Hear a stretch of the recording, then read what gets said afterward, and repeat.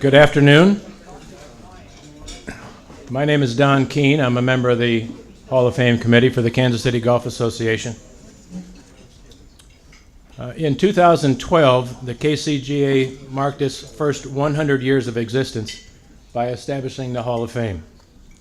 Our ad hoc committee was charged with developing the criteria and procedures to, quote, recognize the contributions and accomplishments of area amateur and professional golfers, teaching professionals, golf course superintendents, pioneers of the game, and others who have contributed to the success and growth of golf over the more than 100 years since the founding of the Kansas City Golf Association. We think we've made significant strides toward that goal. Today's induction is just our fourth class of honorees, having named a class in 2013 and 14, and then going to even-numbered years in 2016 and now this year. Today's honorees join a notable and balanced group. Some of these names will be familiar to many of you, some more obscure, but they include not only players, but administrators, teachers, an architect, a superintendent, and trailblazers. They're men and women, amateur and professional. Our hall includes two of the top women amateurs in our history, Opal Hill, who later helped found the LPGA, and Miriam Burns-Horn, who won the U.S. Women's Amateur in 1927. Bob Reed, the longtime executive director of the Kansas City Golf Association. Two outstanding club professionals who were also accomplished players, Stan Thirsk and Leland Duke Gibson. And a local amateur standout who later made a pretty bold mark as a professional, a fellow by the name of Tom Watson. Not bad for a first class of honorees. In 2014, the class included Bob Stone, who was a local teaching and touring professional, Karen Shull-McGee, who won 12 Kansas City championships, along with 5 Kansas women's amateurs and 7 Missouri women's amateurs between 1960 and 1980, and the foursome, a group of African-American golfers including George Johnson, Reuben Benton, Sylvester Pat Johnson, and Leroy Doty, who broke down the barriers to minority players on the public courses in this area. In our third class, we inducted James Dalgleish, a transplanted Scot who is considered to be the father of Kansas City golf for his efforts as a professional, a course architect, a player, and owner-operator of golf courses in this area. Marion Galt, an outstanding amateur winner of 2 Missouri women's amateurs and 6 Kansas City women's match play titles, and for 13 years she was the mentor for the KCGA Junior Girls Program. And finally, our own Bill Ludwig, a board member, a course raider, and a champion golfer. This year's inductees continue a tradition of excellence we have established as a committee and as a board of directors to recognize individuals who have distinguished themselves and made significant contributions to the growth of golf in Kansas City and beyond. In the early days of golf in Kansas City, there are only a few opportunities for players to test themselves against their peers. The KCGA ran the men's amateur and the women's amateur and later the Heart of America championships. Missouri and Kansas each ran their respective men's and women's tournaments. As the years wore on, there were more and more chances to play against the best players on the area's best courses. And eventually, even a few tournaments where one could be tested against nationally known professionals. In spite of so few opportunities, there were some men and women who amassed significant records in those early years. Unfortunately, there's not much information available other than the record books and a few newspaper clippings about some of these players. Because of that, this year the Hall of Fame Committee has instituted a process to recognize some of these lesser known but very accomplished golfers. Something like baseball's Veterans Committee or the NFL's Seniors Committee. We begin with the addition of Maxine Johnson as our first Hall of Fame committee selection. Golf in Kansas City following the Second World War was booming. By 1950, there were about 34 courses in the KCGA. In the decade of the 50s and early 60s, virtually belonged to Maxine Johnson. In the 1950, 51, and 52 Kansas City women's match play, she was runner-up to Hall of Fame honoree Marion Galt. She won her first of 7 championships in 1953, was runner-up again in 54, and then won on a run of final round victories in 1955, 57, 59, 60, 61, and 1962. For those of you who weren't counting, that's 11 appearances in a 36-hole final match in a 13-year span. So she either finished as champion or runner-up 11 times in 13 years. She also won the 1953 Tournament of Champions. In the early 1950s, she played out of Bel Air Country Club, which became known as Meadowbrook at 93rd and Null. And later, she and her husband, Robert, moved to Hillcrest Country Club. She captured the Missouri Women's Amateur in 1951, was runner-up in 56, and defeated 2016 Hall of Fame inductee Karen Shull McGee for the 1957 title. Ms. McGee remembers Johnson as one of the fiercest competitors of her time. Playing against the LPGA stars of that era, the likes of Mickey Wright, Marilyn Smith, Louise Suggs, Betty Jamieson, and the Bauer sisters, Marlene and Alice, she had a very respectable record in the Kansas City Women's Open. That tournament was held at various clubs around Kansas City, including Oakwood, Hillcrest, Brookridge, and Blue Hills. The old Blue Hills, you know, the real Blue Hills. She was low amateur in 1956 and was never worse than tied for 5th low amateur in the 6 years that she competed. And in 1955, she was 17th overall in the championship. This is not the first time that Maxine Johnson has been recognized by the KCGA. In 1951, she received the KCGA's Local Lady Amateur Award, equivalent to Player of the Year, recognized her outstanding accomplishments on the golf course. In recognition of her outstanding play, including her 7 local championships and 2 state titles, we're proud to honor Maxine Johnson as a committee selection into the 2018 class of the Kansas City Golf Hall of Fame.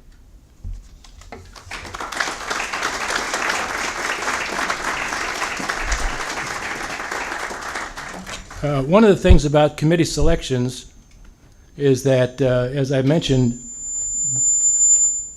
there's scant information available about many of these people. And in Maxine Johnson's case, we thought there was only one person who even knew her. But it turns out that we're graced today with the presence of Shirley Murray, who followed Maxine when she was a player. And Ms. Murray, if you would mind coming up, I'd like to present this plaque to you, and then we'll pass it on to the people at Hillcrest.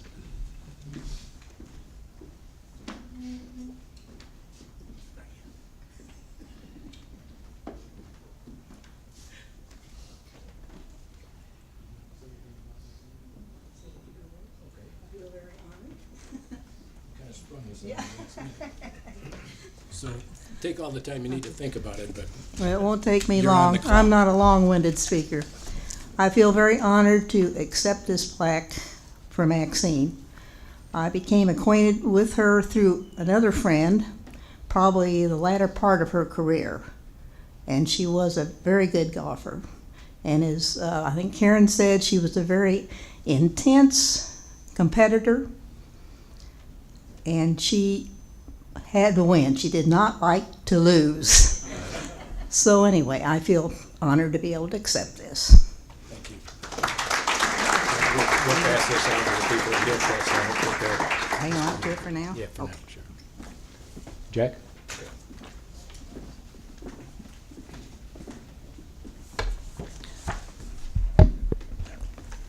I have the honor of telling you all about Jean Pepper. Most of what I have found out about Jean I've gotten from either the census records or newspaper clippings. So that is going to be what we're going to be hearing about. First, in the census records, in the 1930 and the 1940 census, she was referred to as Jenny. So I guess Jean was her golf name, and we'll go with that. I thought that was somewhat interesting. But her her golf career was not like Karen McGee's that spanned over 25 years, but more like Miriam Burns. She was only a real player for about 7 years.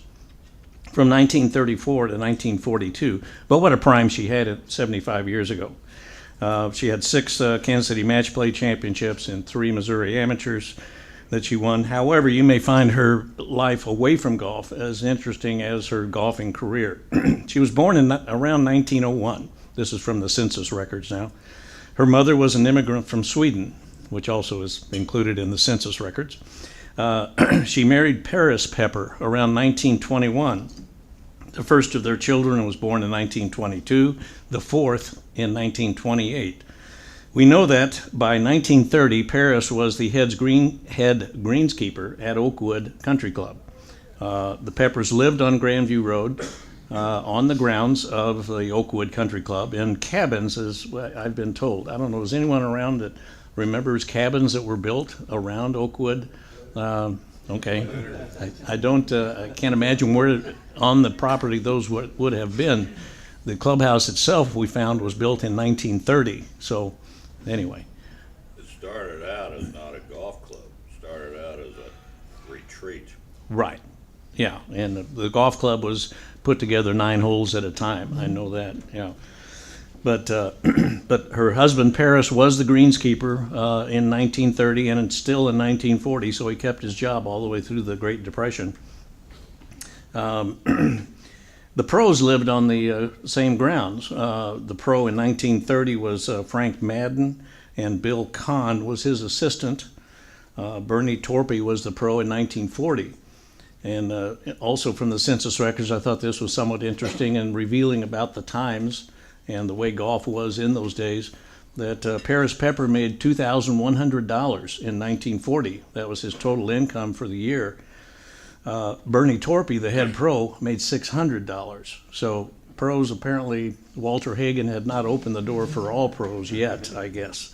But they all lived on the grounds of Oakwood during that time. The Peppers had 4 children, as I said before, 2 boys, 2 girls. Vivian, the youngest, I found attended Ruskin High School. I found her in an old Ruskin High School yearbook, and she was on the volleyball team, which is about all they had for the girls to play in those years, so she was athletic. Robert, the oldest, was 18 in 1940. Jerry, the second son, was 15. So by the time the war was over, I'm sure both of those boys were probably in the service of some kind. I could not find military records to prove that, though. Paris had been a veteran of the Great War, as it was called, World War I. So that's about all we know about them.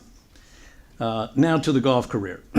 This 1934 was the first year that Jean entered a tournament that we can find. Like I said, her youngest was 5 years old by that time, and therefore she could, I guess, take off and play in a tournament. She won her first of 6 Kansas City match plays at Milburn, 6 out of 9, as Don said. In those years, there was only one set of tees, so her scores that I'll be relating to you were on courses that were all well over 6,000 yards. She did lose to fellow Hall of Famers Opal Hill and Marion Galt in those early years in the 30s. She lost to Opal Hill 4-2, Marion Galt 2-1. But some of the beatings she put on other players were complete.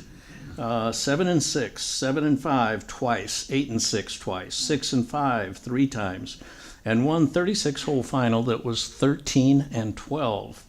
So, she apparently didn't take her foot off the pedal once she had someone down. She was medalist in qualifying 3 times, shot a 73 at Old Blue Hills. Don, Old Blue Hills, yeah.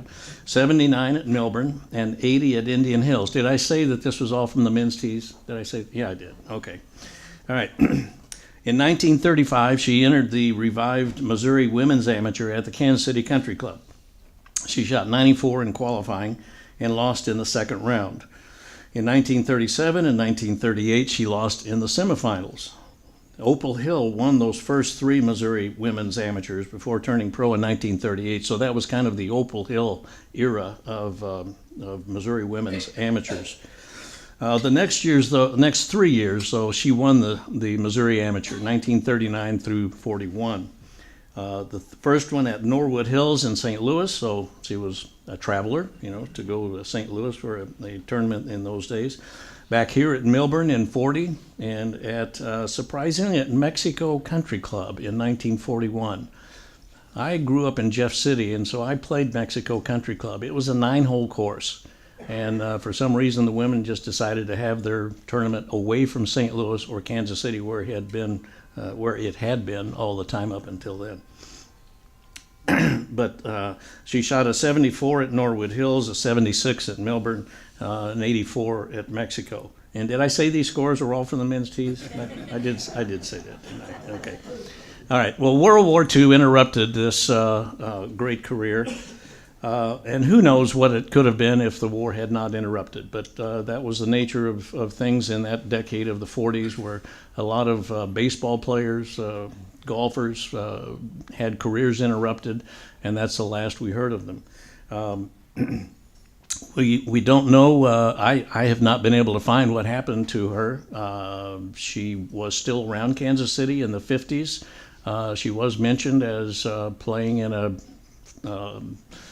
visitors flight in a women's tournament in 1954. So I don't think she was playing competitively after the war. At least I have not been able to find either Missouri or Kansas City events that she qualified for or tried to qualify for. But please appreciate this great career of a mother of 4, a wife of a golf superintendent, and a great player in the game of golf. Jean Pepper.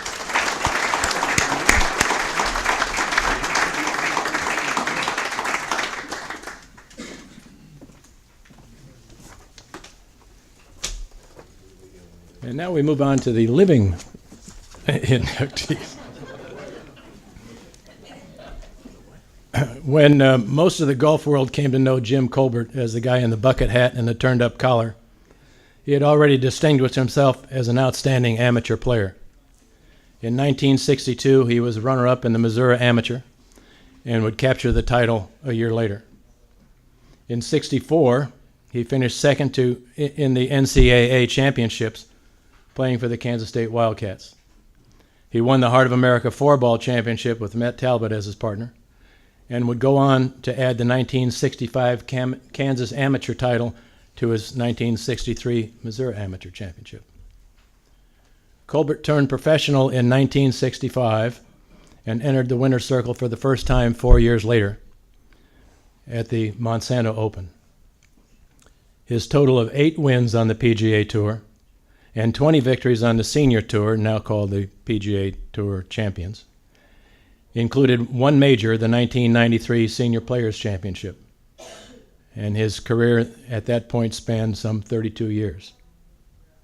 He also scored victories in 6 team competitions: the 1975 Disney World Team Championships with Dean Refram, the Diners Club matches in 1995 and 96 with Bob Murphy, the Liberty Mutual Legends of Golf with Andy North in 2000 and 2001, and with Murphy again in the Liberty Mutual's Demerit division.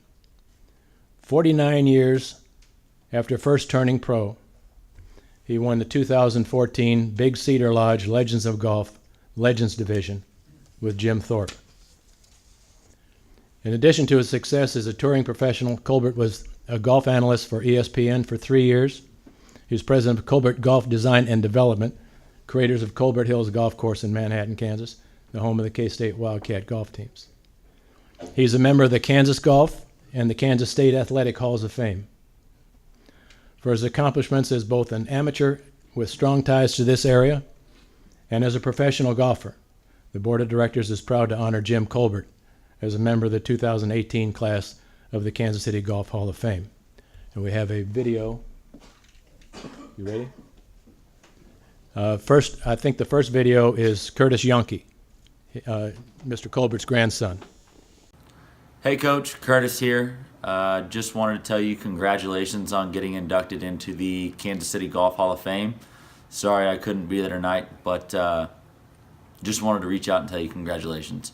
From a young professional golfer myself, I've always looked up to you and strived to follow in your footsteps. And this is just another stepping stone for me to reach for. So I just wanted to tell you how proud I was of you. Everything that you've accomplished is another thing to just check off the list for you, and another thing that I strive for. So again, sorry I'm not there tonight, but I wanted to tell you congratulations. I'd like to start by thanking everybody for selecting me for the Kansas City Golf Hall of Fame. It really was a very big part of my life. We moved to Kansas when I was between the 5th and 6th grade. And I played in the Kansas City Junior Tournament, which, by the way, was my very first golf tournament, as I recall, that was a real competition. And I was fortunate enough to make the finals, and I even remember I beat Byron Cohen in the finals to not only my first golf tournament, but to win it. And from there, I just loved tournament golf. So all those years in Kansas City, I always played in the junior golf, whatever my age bracket was, and moved up, and still have a lot of friends today. Matter of fact, Frank Kirk's coming in to the Hall of Fame also, and at the same time, and Frank and I played each other since high school and college. So I'm very honored to do that. I'm wearing my hat because that's a Kansas City Golf Association story. We were playing at Hillcrest. I'd won the match, but I got really sick, and they said it was sunstroke. So they had my dad take me to wherever they did, hospital, whatever. They treated me a little bit, but I had to play the next day, and they said, get him the biggest hat you could have. Back in those days, they didn't even have any hat. They had visors, but they were all open in top. So he got me a fisherman's hat, kind of like the bucket hat. At the same time, they said, put up your collar. He said, we want to keep the sun off you as much as we can. So with them at that, when I was on the senior circuit, I just finished working with ESPN for 3 years. My first win was in Kansas City. On the 17th hole on Saturday, I made about a 25-footer coming down this big old hill, breaking 5 feet. And you had to walk off the back of the green to go across the bridge to get the 18th tee. And the cameraman there, he jumped out behind the camera and went like that. So I went like that. When we got to 18, I made another birdie putt on Saturday. HB was on top of the clubhouse, another one of my buddies for 3 years. He jumped out and went like that. So that's where that came from. So a lot of people thought I was arrogant or cocky. I've always admitted to cocky, but I was never arrogant. But the 3 things that everybody remembers, I didn't think of them. I didn't have anything to do with it. They all happened by accident. In Kansas City, I can remember we won the Hart tournament. I won the Kansas Amateur at Millburn. I played so much. I think they still do it. I won 3 Gopher Awards. That was, the Golfer of the Year given away there in Kansas City. So much of my history started right there with the Kansas Golf Foundation. And Dan McDougall, I know he ran the junior program. I can't thank him enough. And I'm just honored to still be remembered a little bit in Kansas City. We moved there. I lived on Knoll Avenue on 73rd and Knoll, and 75th Street was like a dirt road. But thank you for this honor. At my age, you don't get that many.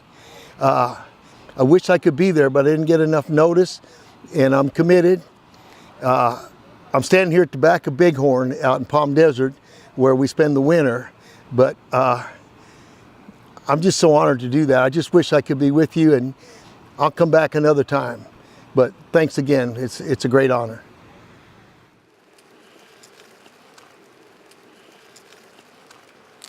Thanks again, Kansas City.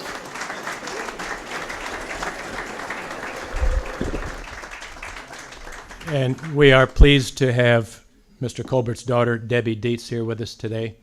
She'd come up and accept that plaque.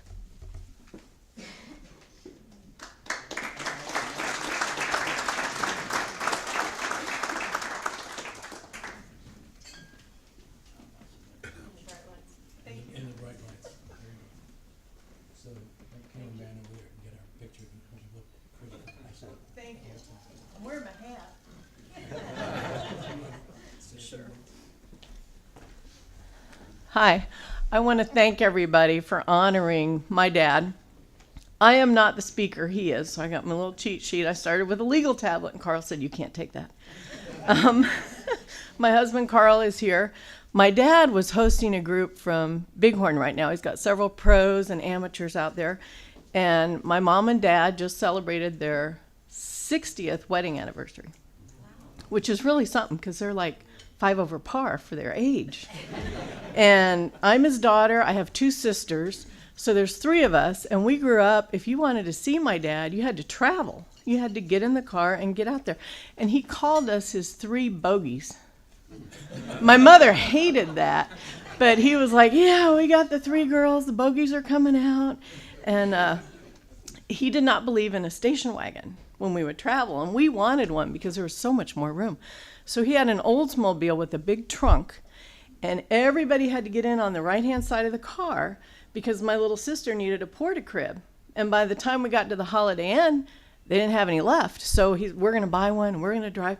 So that thing went down the driver's side of the door. We get gas, everybody gets out on the right-hand side of the car.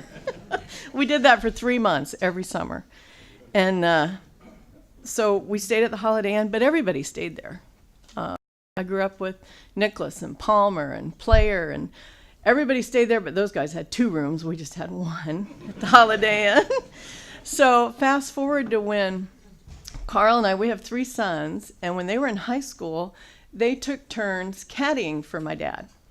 So now they're not driving week to week, they're flying. And they're not just flying, they're on a private jet with the floppy hat on the wing, and I'm driving them out to Gardner to get on the plane, and what's wrong with this picture? But Jimmy, I would say, okay, call me. My son is named after my father. I'd say, call me when you get there so that I know you're there. You guys are okay. So I would get a call, and he'd say, Mom, we're at the Ritz. I'm like, the what? He says, Coach, what's it called? Because my dad was only 41 when I had kids. And he says, the Carlton? He says, we're at the Ritz-Carlton. So, well, you have a good time. I'm here cleaning your bathroom, but have a fun time. So we did a lot of traveling. I've been fortunate to travel with my dad and a lot of his friends, and it's really gone full circle. We've raised our family here in Kansas City. Our children are raising their children. We have 4 generations here, and it's just pretty special to be in Kansas City. I want to thank the KCGA for doing this and honoring him today. Thank you.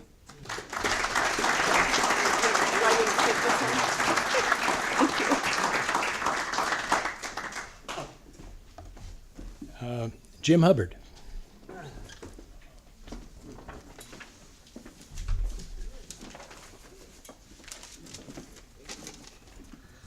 Well, it's a pleasure for me to be here today and talk about my good friend Frank, and to see so many good friends out here today that have known Frank for a number of years.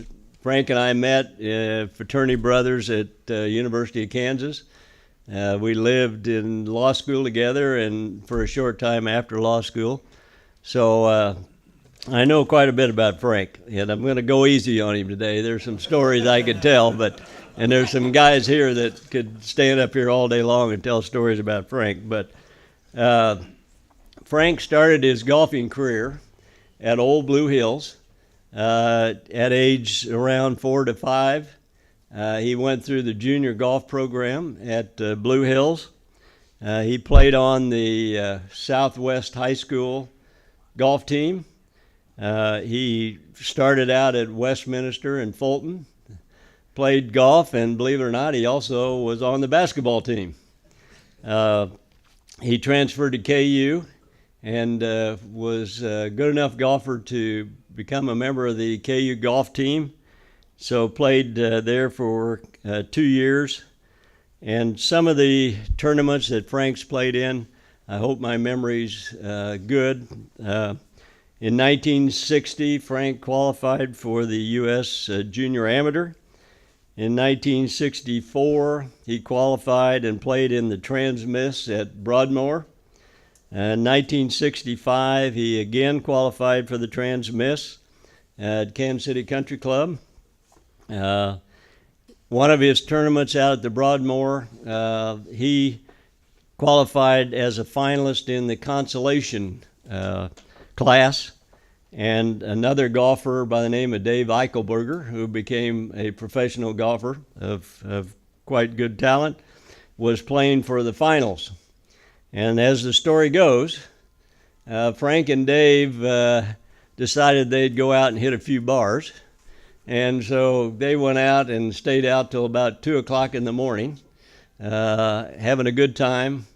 And they ended up in some bar where you shoot arrows against the bar. I don't know exactly what that was, but anyway, they had quite a good time till 2 in the morning, and so they returned for the finals the next day, and Dave Eichelberger won his tournament.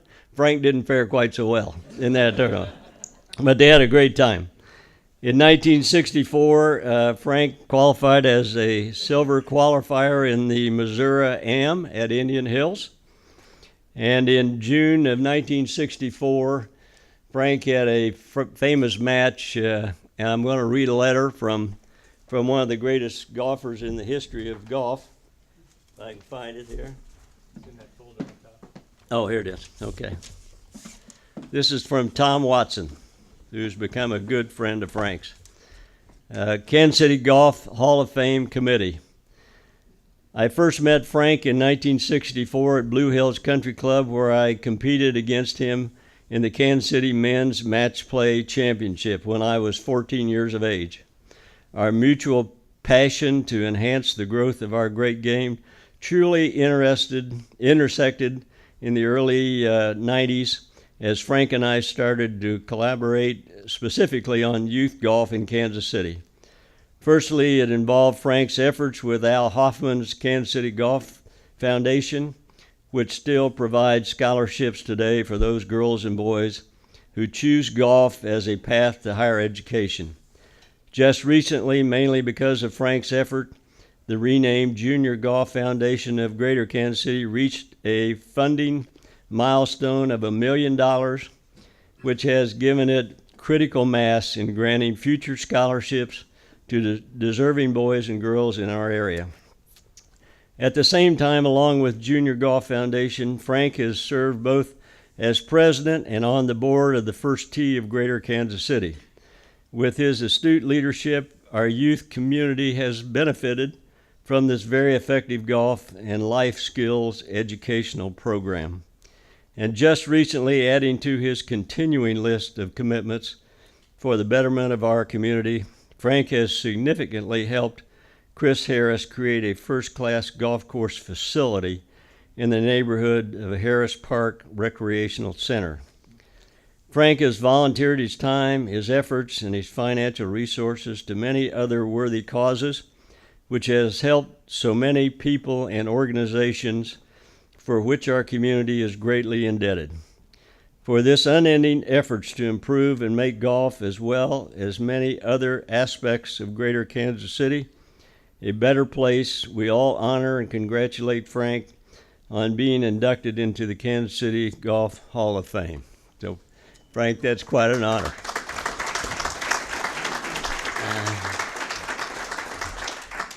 Now that match, which Tom Watson says was the greatest match he ever played, ended up, it was the semifinals, and it ended up 3-2. Isn't that right, Frank? Yeah. 3-2, okay. Frank played in a lot of tournaments up at the old St. Joe Country Club. A number of you guys were up there with him, and he won a lot of tournaments up there. He went out to the Broadmoor, played in a lot of tournaments out at the Broadmoor. And so he's had quite a golfing career, and there's many other tournaments and matches that Frank's played in. Now, I will tell you that those of us that know Frank know that the worst thing you can do is enter into a bet with Frank, because Frank's got another level that he can go up to when he's got a little money on the line. And after we got out of law school and we were living together, Frank would take three of us out to Blue Hills Country Club, and he would bet us that he could beat our best ball with his putter and his 5-iron. And I can tell you he just beat us like a drum. We we never had a chance. So, also, in addition to Frank's great career as a golfer, he's now turned to fundraising here in Kansas City. He has raised funds for First Tee, YMCA. Frank and his family, Mike's here. Yesterday, he had a groundbreaking at the downtown YMCA, and Frank helped raise over $35 million for that YMCA. So he's also raised funds for Folds of Honor, the Watson Foundation, Rotary, and the park that Tom Watson mentioned is over at 40th and Wayne. And as Frank explained to me, it's a 3-hole golf course with 3 tees, so you can play 2 holes with 3 different tees. So apparently it's a tremendous thing for that neighborhood. So now, I don't want Frank to get totally off today. And there are a lot of stories I could tell, and I know one he thinks I'm going to tell that he hates, but I'm not going to tell that one. Because he has a response to that.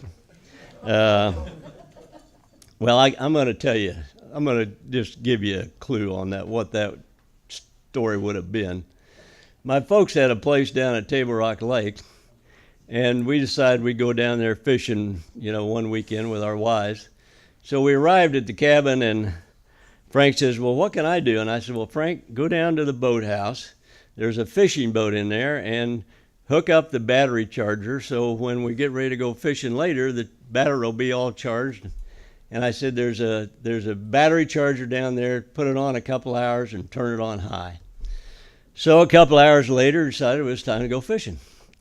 So I went down, looked in the boathouse, and I looked over in the back of the boat, and the battery looked like a mush at the bottom of the boat.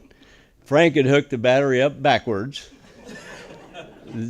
And now he's going to have a response to this, I know.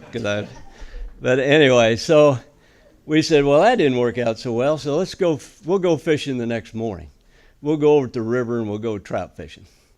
And so we got up early in the morning. I had an old Jeep down there, and we jumped to the Jeep and got over to the river, and it was still dark. And there's a little waterfall that comes down where all the trout just sit right there and look for things coming down the waterfall. And I said, now, Frank, you stand right here by this waterfall. The trout are right out there, and you just put your fly right at the end of that waterfall. It was still dark. I said, here's your fly rod. There's a fly on the end of it. And I'm going to go down the river, and the other guys are going to go up the river, and we'll meet here in a couple hours. So a couple hours later, I come back, and we'd all caught some fish. And I said, Frank, how many did you catch? He said, I didn't catch any fish.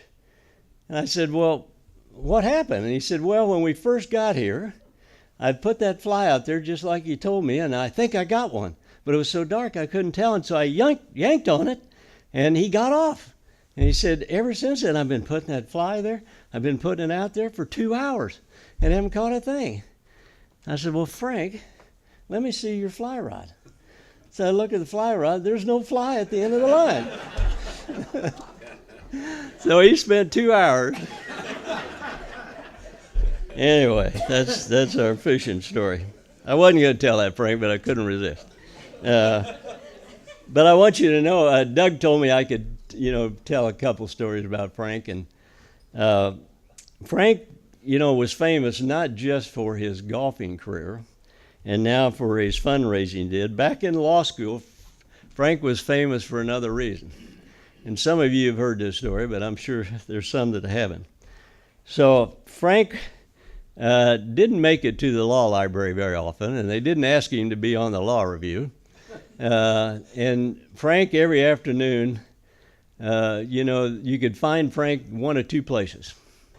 He was either playing golf at Lawrence Country Club with his buddies, or he was laying on a couch we had in our duplex, sound asleep.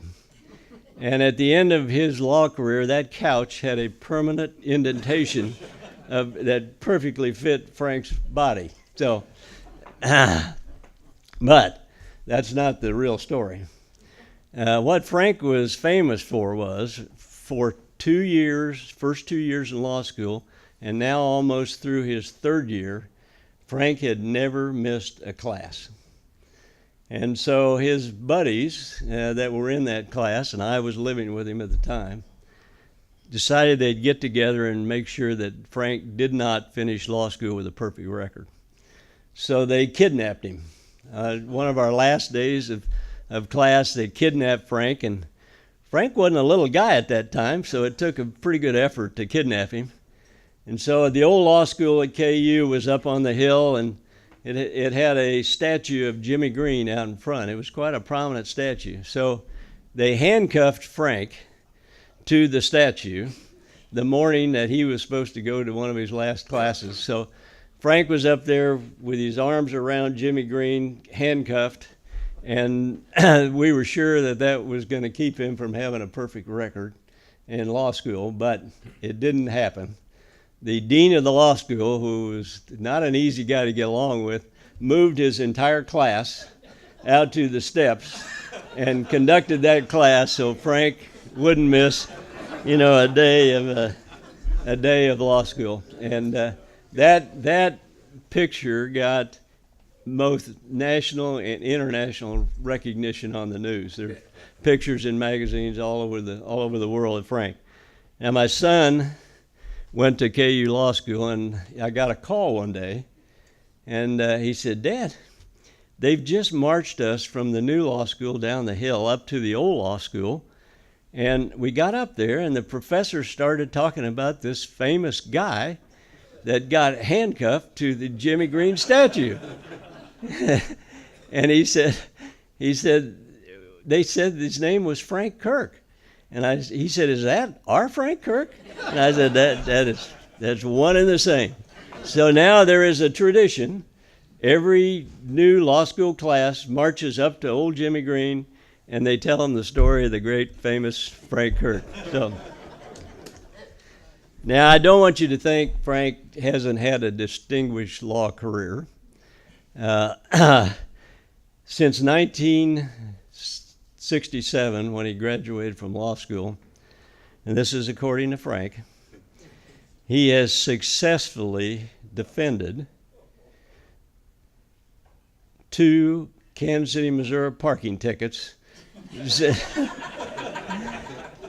But his claim to fame is he's never lost a case.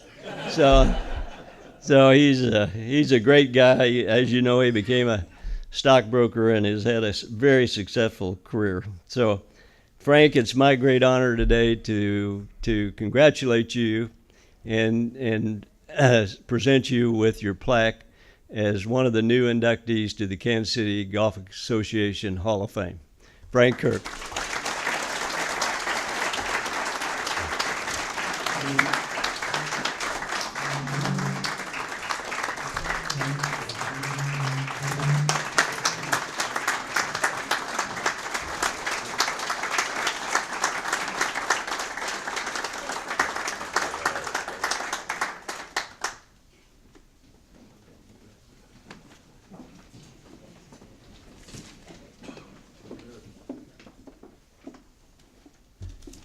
I think in law school they call this rebuttal.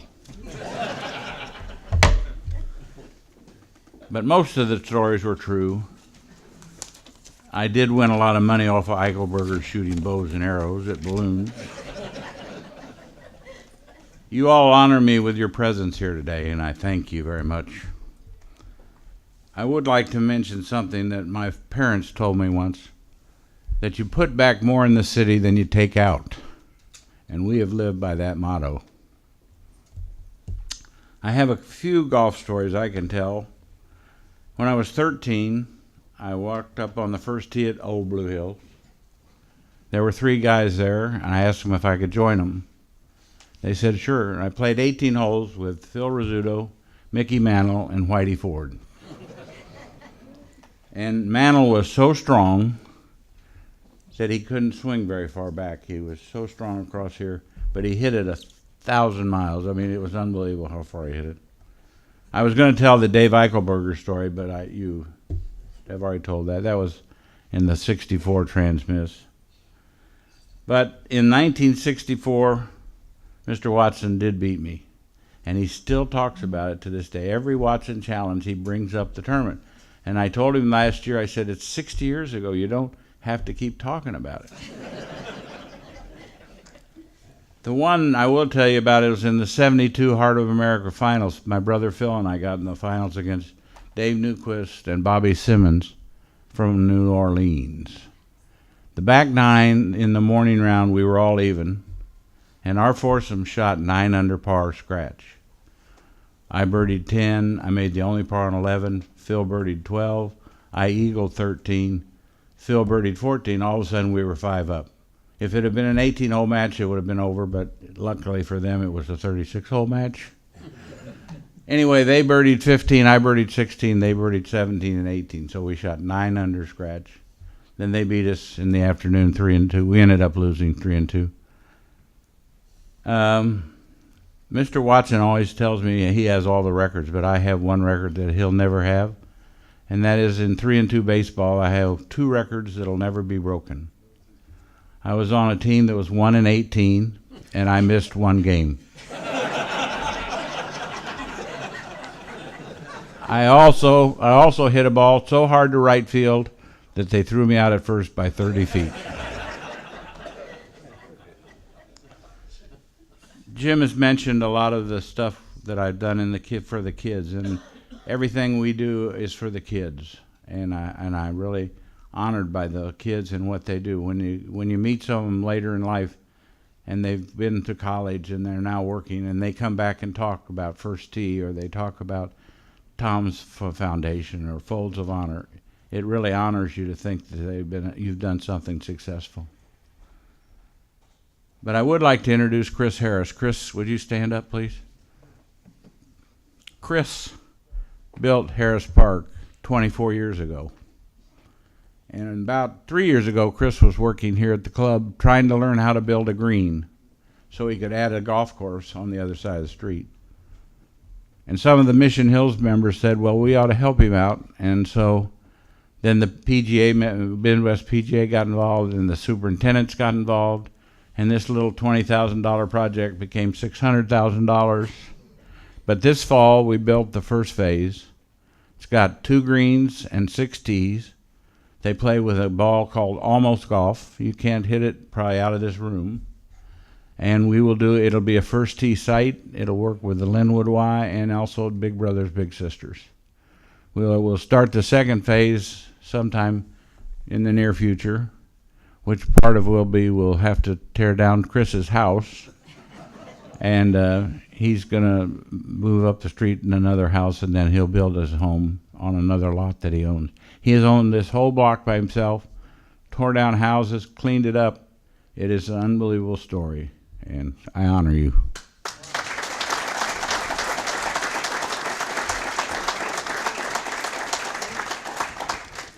Lastly, about 5-6 years ago, we played tradition. Jim and I and another gentleman, Doug Dusenberry, and Mr. Palmer was sitting there. And I went over to him and I said, Mr. Palmer, you won't remember me, but we had lunch together at the Tom Watson Charity out at Blue Hills, the new Blue Hills. And he said, well, tell me why. And I said, well, on Tuesday you flew to Kansas City, you did a clinic, you did a press conference, you played 18 holes, and then you flew home. But on Monday you'd had a root canal, and you were all swollen up on the right side. And he said, you're right, I don't remember you, but I remember the root canal.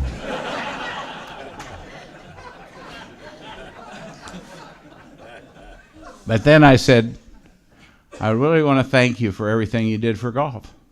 And in his typical manner, he said, it's not what I did for golf, it's what golf did for me. I agree. Thank you.